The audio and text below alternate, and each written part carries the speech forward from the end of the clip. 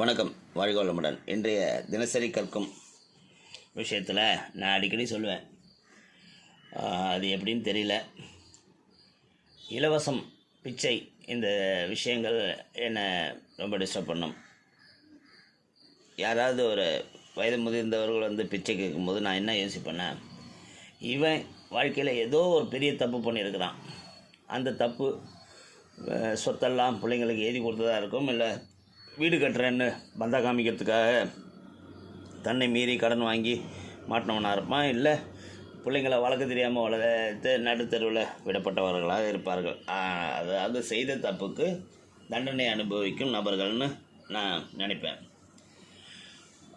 வேதாத்திரி மகரிஷிக்கு பிச்சை இடுவது பிடிக்காது, அதனால் கேஜி சாமிக்கு பிச்சை இடுவது பிடிக்காது. அதனால் எனக்கும் பிடிக்கலையோங்கிற ஒரு தாட் ப்ராசஸும் எனக்கு உண்டு. சரி, நேராக இப்போ விஷயத்துக்கு வருவோம். இலவசத்துக்கு நான் எதிரி. அப்படி என்றால் ஏழைக்கு அரசு உதவி வேணாமா அப்படின்னு யோசித்து பார்த்தோம்னா அதுக்கு ஒரு பதில் படித்தேன். ஏழை மக்களுக்கு சுய கௌரவமே கிடையாது என்று எண்ணிவிட்டீர்களா? அவர்கள் இலவசத்துக்கு வந்து நிற்பதற்கு காரணம் விருப்பத்தினால் அல்ல, வேறு வாய்ப்பு இல்லை என்பதால் தான். பங்களாதேஷ்காரனான முகமது யூனுஸ் பிரபல பொருளாதார நிபுணர். அமெரிக்காவில் அத்துறையில் டாக்டர் பட்டம் வாங்கிவிட்டு தாய்நாட்டுக்கு திரும்பி வந்த அவர் சிட்டாங் நகருக்கு பக்கத்தில் உள்ள ஜோப்ரா என்னும் கிராமத்துக்கு போயிருந்தார்.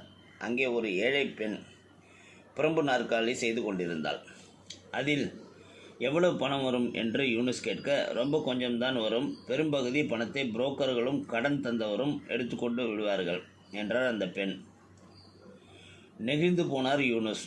அதற்கு பிறகு யூனுஸ் தலைமை வகித்த கிராமீன் வங்கி ஏழைகளை நேரடியாக சந்தித்து கடன் தர ஒரு பெரிய திட்டம் தீட்டினார்.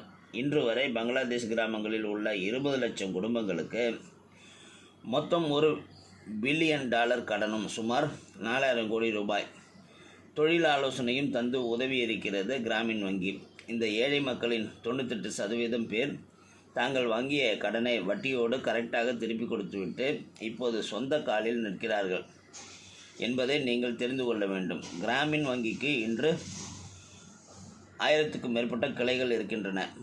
11,000 பேருக்கு மேல் அங்கு பணிபுரிகிறார்கள். 68,000 கிராமங்களுக்கு மேல் தொழில்கள் தொடங்க ஆலோசனை தருகிறார்கள். கிராம மக்களுக்கு செய்த சேவைக்காக 1984ஆம் ஆண்டு மாகசேசே விருது யூனுஸுக்கு கிடைத்தது.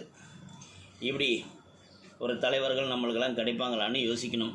ஏன்னா சொந்த காலில் நிற்கிறதுக்கு ஒரு நாள் பிச்சை இட்டால் மறுநாளும் பிச்சை இட வேண்டும். அவனுக்கு ஒரு நாள், அதாவது ஒருத்தவங்களுக்கு ₹1 தேவைப்படுதுன்னா அந்த ₹1 கொடுத்தோம்னா அன்னைய பிரச்சனை தீர்ந்தது. ஆனால் நாளைக்கு மறுபடியும் நீ ₹1 கொடுக்கணும். அப்போ அவனுக்கு அந்த ₹1 எப்படி சம்பாதிப்பது என்று சொல்லிக் கொடுங்கள். சில வீடியோ, வாட்ஸ்அப் வீடியோலாம் கூட பார்ப்பீங்க.